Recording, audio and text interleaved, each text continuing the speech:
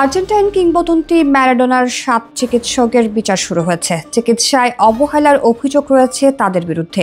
11 March আর্জেন্টিনার Buenos আয়ার্সে এক আদালতে এই বিচার প্রক্রিয়া শুরু হয়েছে। এর আগে 2021 সালের এক প্রতিবেদনে এই কিংবদন্তি ফুটবলার মেডিকেল টিম দ্বারা অযথার্থ, ত্রুটিপূর্ণ এবং বেপরোয়া আচরণের শিকার হয়েছেন বলে উল্লেখ করা হয়েছিল। ফুটবল বিশ্বকে শোকের সাগরে ফেলে চিরবিদায় নিয়েছেন 4 বছর আগে। মস্তিষ্কে রক্ত জমাট বাঁধার কারণে অস্ত্রোপচার করা হয়েছিল ম্যারাডোনার। এরপর সুস্থ হওয়ার পথেই ছিলেন তিনি। সেই অবস্থায় তার মৃত্যুর রহস্যের জন্ম দেয়। ম্যারাডোনার প্রয়াণেরও 4 বছর পর তার চিকিৎসার দায়িত্বে থাকা 8 জনের মধ্যে 7 জনেরই বিচার শুরু হয়। কোকেইন ও অ্যালকোহল আসক্তির দীর্ঘদিন ধরেই নানা সমস্যায় ভুগছিলেন ম্যারাডোনা। তার মৃত্যুতে সেসবের প্রভাব থাকলেও চিকিৎসকদের কর্মকাণ্ডেরও বড় ভূমিকা দেখছেন বিশ্লেষকরা। অভিযুক্ত 7 চিকিৎসকের বিরুদ্ধে অবহেলার প্রমাণ পেলে তারা 8 থেকে 25 বছরের কারাবাসের শাস্তি পেতে পারেন।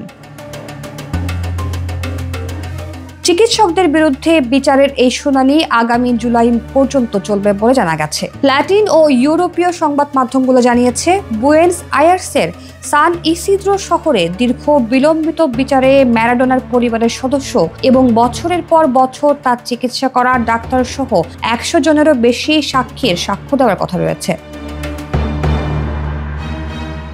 অভিযুক্তদের মধ্যে ম্যারাডোনার নার্স দাহিয়ানা জিসেলা মাদ্রিসের বিচার হচ্ছে আলাদাভাবে।